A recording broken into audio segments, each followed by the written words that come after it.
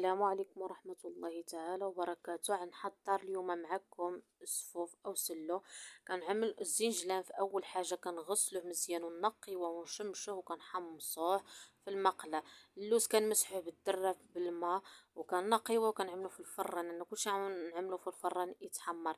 حتى البيان غنعملو في الفران يتحمر. الكاوكاو، الزبده كنعملوها الذوب. عندنا الزريعه الكتان حتى هي كنقيوها وكنحمصوها في المقله. هي الزبده الذوبه بحال اللي كتشوفوا.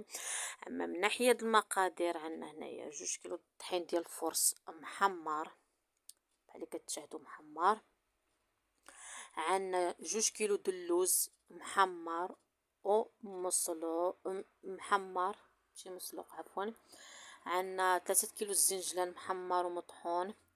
عندنا الكاوكاو محمر هو في الفران ومطحون. عندنا النافع البلدي والنافع الرومي.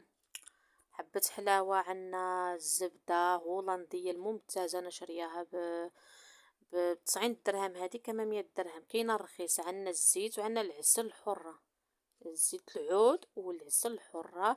وعندنا زريعة الكتان مطحونة حتى هي. ديك الساعه كنجيبو بانيو كنبداو نخلطو كنضيفو المقادير بشويه بشويه.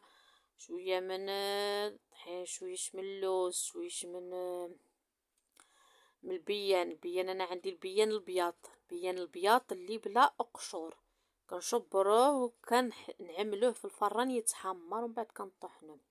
يعني ما عنديش بيان الكاوكاو اللي احمر ولا الكاوكاو الابيض بالقشور، كنشري بلا قشور. كلشي محمر باش كنتفاداو الزيت، باش كيجي هيدا السلو ولا السفوف صحي. كنحركو كلشي الكميه ديالنا. تقدروا تنقصوا الكميه، تقدروا تزيدوا الكميه. كنعملوا النافع، كنعملوا كلشي. والجوزه ما تنساوش الجوزه وحبه لا الجوزه والمسكه الحره. كنحركو كلشي مع بعضو. كنزيدو الزيت، كنزيدو العسل شحال ما بغينا، كاس د العسل.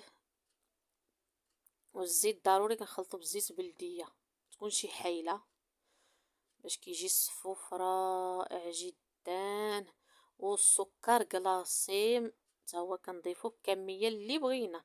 كاين اللي كيبغي السكر بزاف، كاين اللي كيبغي لا شويش. يعني هذاك الشيء على حساب الذوق ديالك نتينا وشنو خصك. وكنحركو مزيان. ضروري يكون بانيو باش مكونات يتجانسوا مع بعضيتهم. اذا كنفركو بيدنا مزيان فرك مزيان. كاين اللي كيبغي يخليه مرمل، وكاين اللي كيبغي يعملو فازك بزاف. المهم انا كيعجبنا مرمل. كنحركوه مزيان كيجي بنين وغزال ولذيذ وصحي. وكنقدمو هانتوما كيفاش كتشوفوا كيفاش كيجي في الاخر نتيجه كتجي دائله. لا بغيتي يتعلق لك مزيان ولا بغيتي زيت كتزيد الزيت العود. حاجه تزيد العود ديما كتبقى مزيانه وكتبقى صحيه وما كتخسرش وبالصحه والراحه.